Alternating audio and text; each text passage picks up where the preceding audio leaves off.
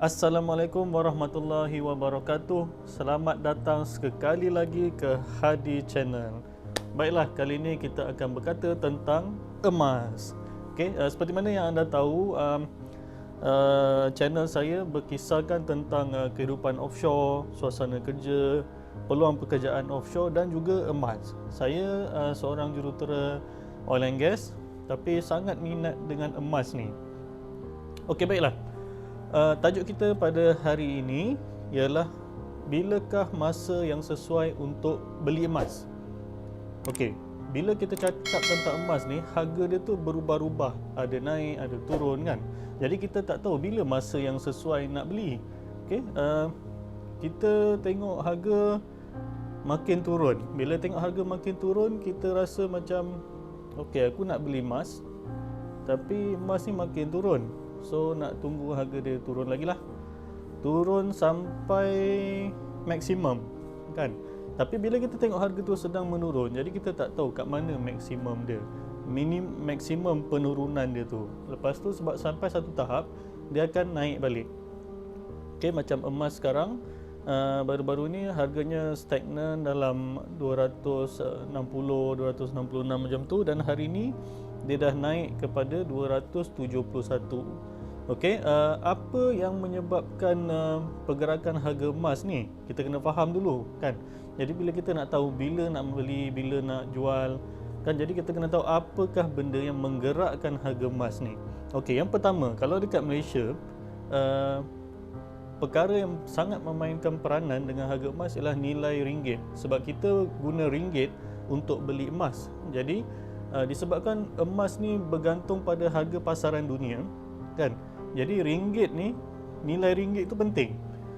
Seperti mana yang berlaku dalam negara kita sekarang ni, krisis COVID, krisis politik, ini menyebabkan investor keluar dan sebagainya dan hilang keyakinan pelabur pada negara. Jadi ini menyebabkan ekonomi kita semakin menurun dan nilai mata wang juga semakin menurun.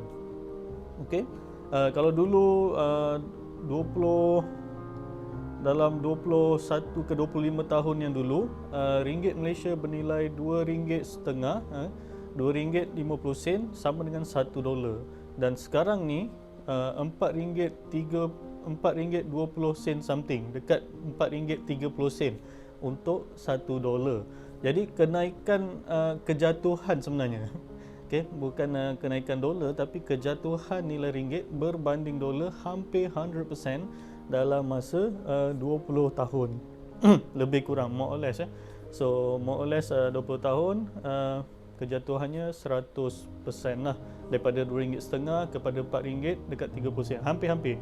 Okay, ini menjadikan emas ni pula, kalau kita tengok harga dia, kenaikan dia sangat tinggi. Waktu kalau kita ambil compare waktu tahun 20 tahun dulu dengan sekarang, kenaikannya 17% setahun. Okey, bayangkan dah berapa ratus persen daripada harga RM20 1 gram, sekarang dah RM271. So bila masa yang sesuai untuk beli emas ni? Masa yang sesuai ialah 20 tahun dulu. 20 tahun dulu tu, itu yang masa paling sesuai. Tapi kita mana ada, kita tak beli waktu tu. Jadi ialah masa yang paling sesuai ialah sekarang. So masa paling sesuai untuk beli emas ni bila kita ada duit kan. Bila kita ada duit. Jadi saya sarankan untuk beli emas ni, kita beli dulu 1 gram kan. Beli 1 gram dulu untuk sebagai benchmark. Bila kita dah ada benchmark harga, jadi kita dah dapat indikator harga emas ni mahal ke murah. Jadi contoh kita beli 270, okey, bila harga emas dah naik 290, kita akan tahu harga emas ni dah mahal dah kan. Tapi sebagai penyimpan emas, kita tahu kita simpan untuk masa panjang. Kita bukan untuk simpan 6 bulan, bukan untuk setahun. Kita simpan untuk 3 tahun, 5 tahun, 20 tahun kan. Jadi untuk kadar kenaikannya katakan 15% kita ambil, 15% setahun. Okey, nilainya bila selepas 10 tahun dia possible untuk pergi ke 150%. Jadi kita katakan dia naik 100% dalam masa 10 tahun. Apa yang berlaku? Emas yang kita beli pada harga RM270 akan jadi 500 RM40 kan, 15 tu RM40 sebab dia naik double 100%. So which is kalau pada masa tu contoh kita dah beli 100 gram kan, kita beli 100 gram, sekarang kita beli 100 gram, okey, kita beli dengan harga 27,000 kan. Pada masa 10 tahun lagi nilainya akan jadi 54,000 kan. Apa yang kita buat dengan emas ni, kita boleh jual pada masa tu dan langsaikan hutang kita yang ada, macam baki hutang rumah ke, hutang kereta ke kan, hutang pendidikan ke. Jadi kita sebenarnya dapat membayar hutang pada masa akan datang dengan nilai yang lebih rendah yang kita dah secure sekarang. Itu salah satu option guna emas. Okey, satu lagi kita boleh guna dana untuk pergi haji. So dana pergi haji, kita tahu tabung haji sentiasa memberi subsidi. Jadi harga kos haji itu meningkat sedikit-sedikit. Okey, sekarang dalam lebih kurang dalam RM10,000. Bila kita banding dengan emas, sebenarnya semakin murah sebenarnya. Sekarang ni 40 gram dah cukup untuk buat pergi haji. Waktu dulu pun kos haji tinggi kalau kita bandingkan dengan harga tu. Jadi bila berbanding dengan emas, berat emas tu semakin kurang untuk menunaikan haji. So dekat situ kita nampak kelebihan emas lah. Okay, sekarang macam kita cakap tadi, bila masa yang terbaik untuk kita beli emas? Masa beli emas ialah masa sekarang, waktu kita ada duit. Okay, harga sekarang sedang bergerak menaik. Okay, peranan emas kita tahu, peranan emas ni untuk backup, as a backup kita punya net worth. Okay, net worth ni kekayaan kita lah. Kalau kata kita ada simpanan sebanyak 100,000, andai kata ringgit jatuh nilainya 30%, jadi kita punya nilai duit tu dah tinggal macam 70,000 je. Memang ada 100,000 tapi nilainya tu dah jadi macam 70,000. So apa peranan emas ni? Emas ni ialah counter balik. Emas ni untuk counter balik kejatuhan dia. So itu peranan dia. Dia tak sama macam ASB. ASB kita guna untuk dapat dividen. Emas tak ada dividen. Jadi ASB, tabung haji, unit trust, semua ni untuk kita gain capital kan, kita untuk capital gain. Itu lebih utama kan, main saham kan, melabur dalam saham, ini semua adalah untuk capital gain dan dividen. So bila kita dapat dividen, duitnya makin banyak. Tapi apa jadi bila inflasi kan, bila inflasi, bila kejatuhan ekonomi, kejatuhan nilai mata wang, kesemua ini tak dapat protect sebenarnya. Bila ini berlaku, saham akan jatuh, okay? Nilai mata wang akan jatuh, jadi kita punya net worth tu turun kan. Contoh waktu COVID, waktu COVID mula-mula saham jatuh, lepas tu dia rebounds lah kan, sebab duit banyak dalam pasaran, orang invest balik, so dia harganya rebounds. Bila waktu-waktu macam ni, peperangan contohnya kan, macam sekarang kita politik tak stabil, duitnya jatuh. Bila duitnya jatuh, ASB, tabung haji, unit trust tak dapat nak lawan kejatuhan ni sebab mereka dalam bentuk wang. Tapi kalau emas, dia counter, dia akan counter back sebab dia mengekalkan nilai dia tu. Emas ni mengekalkan nilai. Jadi emas ni sangat kuat melawan kejatuhan mata wang. Itu yang paling best sekali emas ni. Itu peranan dia. Ibarat macam kita ada satu toolbox kan. Saya ada satu toolbox. Saya nak ketuk paku. Okay? Saya ada hammer, saya ada spanner, saya ada plier.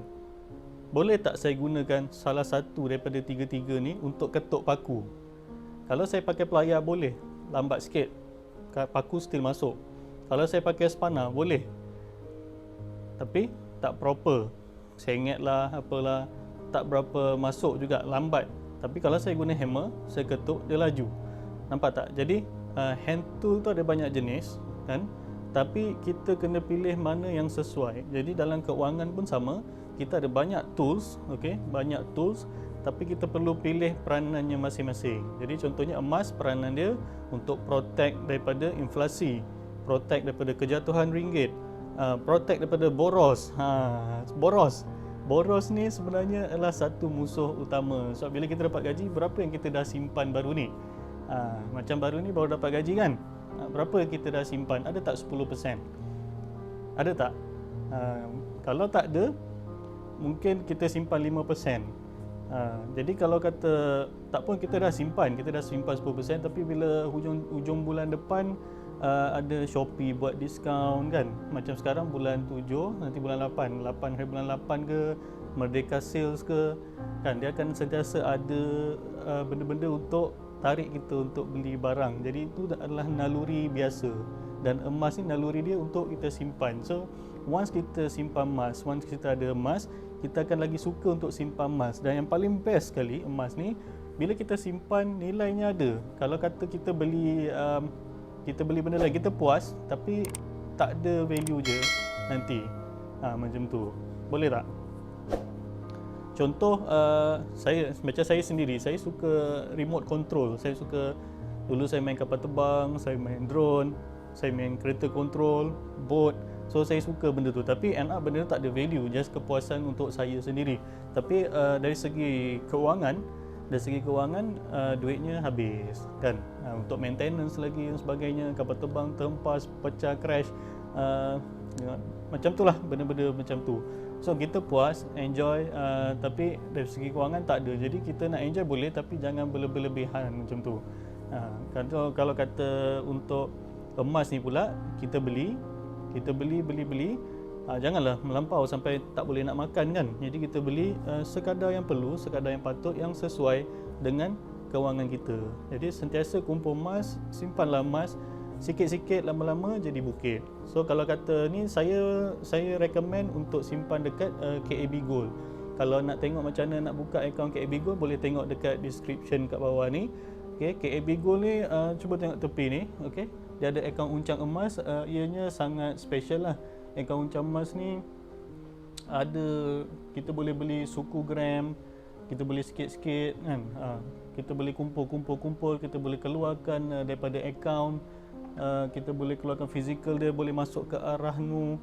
Jadi tak ada masalah dan tak ada isu kat situ. Yang paling best sekali akaun ni, dia ada tunjukkan baki dia. Tengok dia ada baki. Dia ada tunjuk baki berapa yang ada jual lagi dekat KAB Gold ni. So semualah, hampir semua syarikat emas yang ada akaun emas, tak ada pun tunjuk berapa baki yang ada dalam akaun emas diorang ni.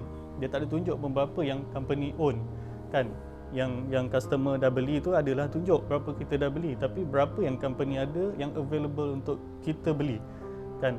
So kita tak tahu, kalau company lain kita tak tahu berapa banyak emas yang ada. Takkan kita boleh beli 5 tan?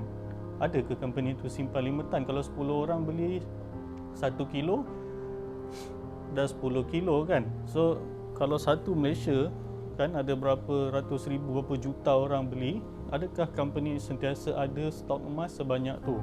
Sebab emas ni adalah barang limited. Okey, emas kalau ikut hukum syaraknya, emas adalah item ribawi. Okey, item ribawi yang mana kalau kita nak beli, benda tu kena ada, dan proses jual beli tu perlu lani. Lani tu kita bayar dapat barang macam tu. So kalau dalam konsep akaun ni pun sama, emas tu company dah ada, kita beli dan benda terus masuk dalam akaun kita. Dan itu detail lah, saya pun tak berapa pandai untuk ulas tentang ni. Itu adalah penasihat syariah yang akan ceritakan macam mana proses detail dan step by step untuk kepatuhan syariah emas ni. Tapi basically macam itulah konsep untuk macam kita ni, rakyat-rakyat marhain macam biasa ni, macam tu konsep dia. Okey, terima kasih kerana menonton. Jangan lupa subscribe, like dan share video ni. Dan sekiranya ia bermanfaat, anda boleh sharekan juga link dekat description tu untuk ramai-ramai kawan, saudara mara, adik-beradik untuk register dengan KAB Gold. Dan ianya adalah percuma, tanpa komitmen bulanan, tak ada apa-apa. Kita nak beli, kita beli, kita nak simpan, kita simpan, macam tu. Okey, beres. Assalamualaikum warahmatullahi wabarakatuh.